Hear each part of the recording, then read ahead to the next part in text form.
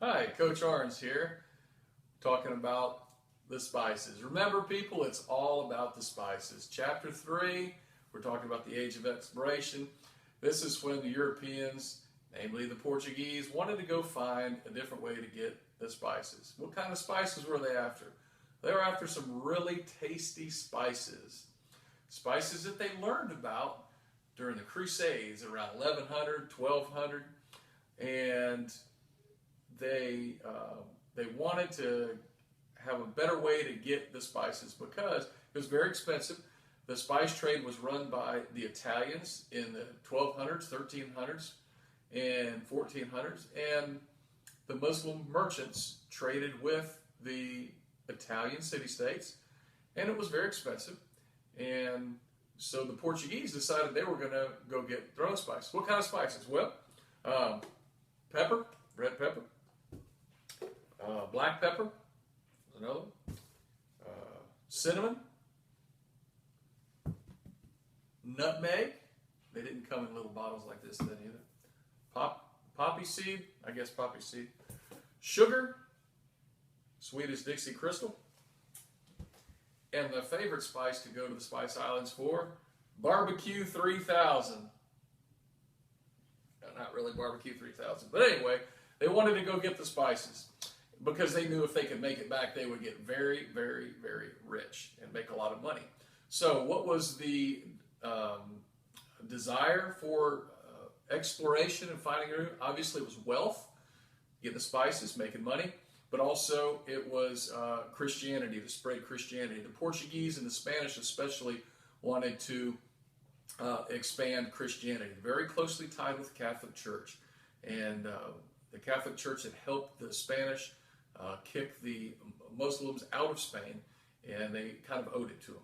So how did Portugal learn to do all this sailing? Well, there was a guy named Prince Henry the Navigator, and he started a school for explorers in 1419.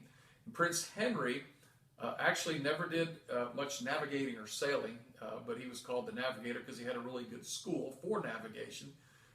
He financed, means he donated money to explorers, and they would go exploring, mostly up and down the coast of Africa, off the shore of Portugal, come back and tell them what they found. They started to make charts of the coast and the islands off the coast of Africa and off the coast of Portugal, and they sailed with using new technologies. And one of the things we talk a lot about is a new ship that was called the Caravel. And the Caravel was used a new technology that they didn't have before to sail against the wind. You could tack, going back and forth, sail against the wind. So this Caravel had a couple things that enabled it to tack. One was a lateen sail. It's a triangular sail. The other was a special type of stern-mounted rudder. So the Portuguese learned to sail into the wind, which was very important to do. They also learned how to use a compass to help with dead reckoning sailing. They used an astrolabe and a sextant to try to determine longitude and latitude, and that was good for them also.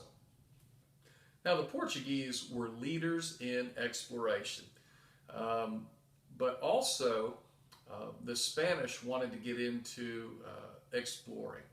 And one of the most famous that we all know about is Christopher Columbus. So in 1492, Columbus sailed the ocean blue in the Nina Pinta and Santa Maria. He had to get sponsorship. He got sponsorship from Ferdinand and Isabella, the dual monarchs of Spain. And Chris set off, and he was trying to get to the Spice Islands, but he ended up running into some islands in the Caribbean. He came back and ended up making a total of 4 voyages. And at this time, this is in the right before 1500, so we're talking in the late 1400s. Portugal and Spain knew it was a great big world out there, and they knew there was a lot of competition. They knew that they would be in competition for this great big world out there. So they wanted to enter into a contract between the two of them to eliminate some rivalry. So they ended up signing the Treaty of Tordesillas. And the Treaty of Tordesillas was a very famous treaty. And the Portuguese and the Spanish got